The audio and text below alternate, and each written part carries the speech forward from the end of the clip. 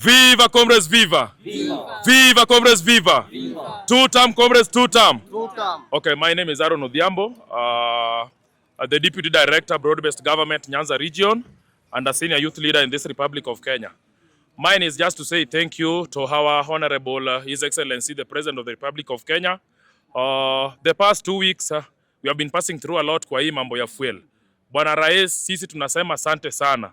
Na sisi tunaomba sisi kama comrades wa hii nchi uendelee tu kuirudisha chini ili comrades watembee kwa mguu, ndio?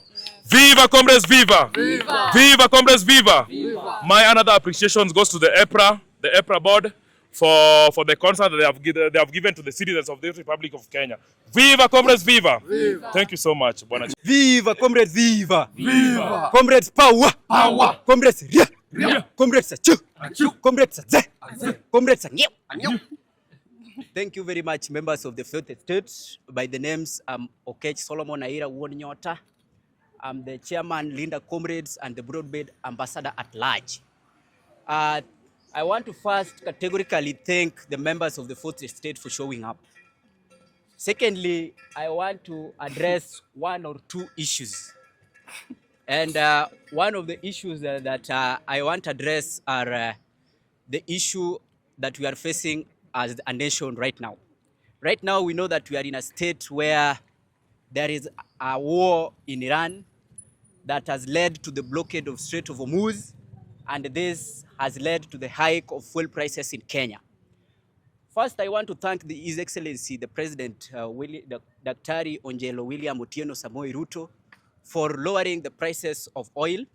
And as he stated yesterday, after the prices, they were revised by EPRA, he lowered the VAT from 16% to 8%.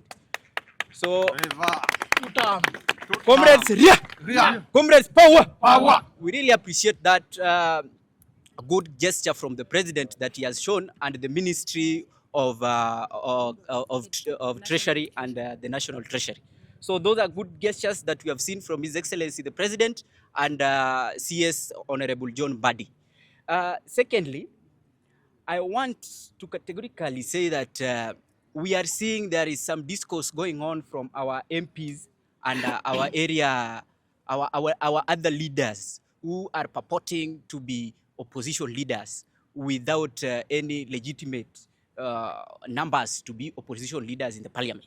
So I want to say that let MPs be in the parliament, in the floor of the houses, so that they can legislate. Let MPs go and table a bill that can advise the executive further on how to reduce the fuel prices, instead of working in presses and doing what Sangwenyas are supposed to do. Let us have that as leaders. We want to have one and only that. Let the MPs be in the floor of the houses so that they can pass bills that can favor the people of the country. Comrades, power! Power! Comrades, ria! Ria! I want to call on Kenyans that at this moment, we know that we will be used. Most of the people will try to coerce us to go to the streets. Most of the people will try to turn Gen Zs in ex-media stations so that Gen Zs to go on the streets.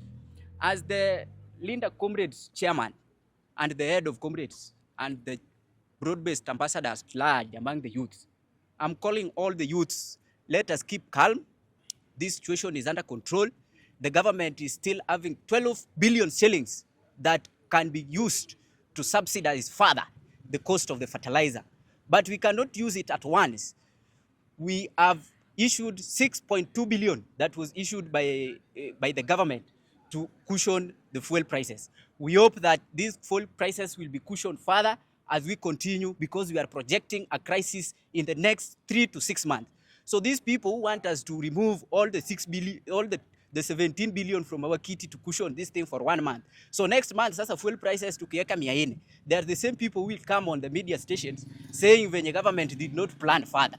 Comrades, power! Power! Comrades, wisdom! Wisdom! Comrades, wisdom! Wisdom! No matter how much amount you invest in KPLC, we will not be swayed by your Nanigan dragons of numbers that you interject in TV stations at night, whether we come from Al Capone or we come from our small bartender areas. Thank you very much. Comrades, two-term. Asante. My name is Natasha Ward. I am a student leader at the University of Nairobi, and we are here to talk about the fuel prices in Kenya. So 2 days ago, EPRA announced fuel, re, fuel retail prices, a new amount. They say that it was going to be effective from the 15th of April to the 14th of May 2026. I would like to inform Kenyans that we are aware that fuel prices are an important part of the economy as they affect the economic activity of Kenya. But I would also like to insinuate that fuel prices have hiked because of the geopolitical tension in Iran.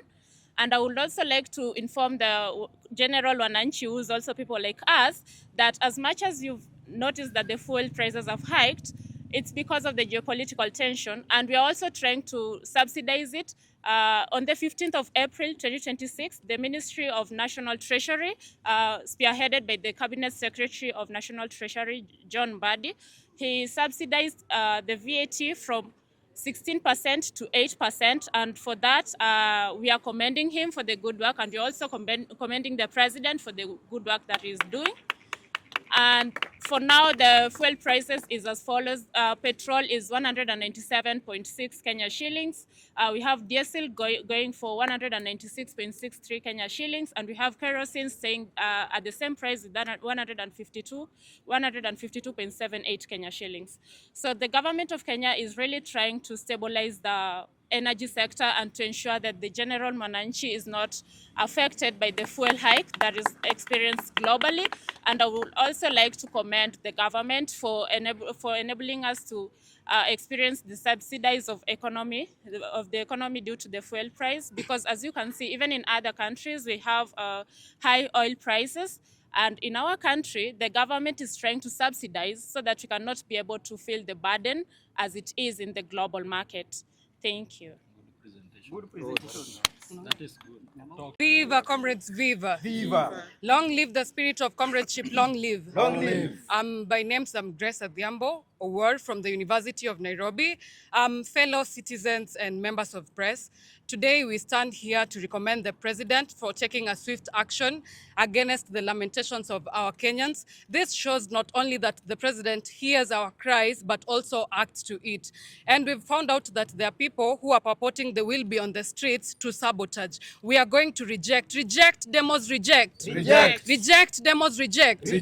Because when you call upon demos, we are calling loss of lives, loss of properties, and we have been victims. Some of us have been the victims of these fallen comrades, and we don't want that again. We really recommend the President for coming through and saying that he will reduce the VAT from 13% to 8%, which is a reduction of 5%. And this not only shows that the President cares for his people, but he also sees the burden of putting this into the shoulder of the common Mwananchi. So we want to recommend President William Ruto for listening to fellow Kenyans and listening to the cries of the common Mwananchi.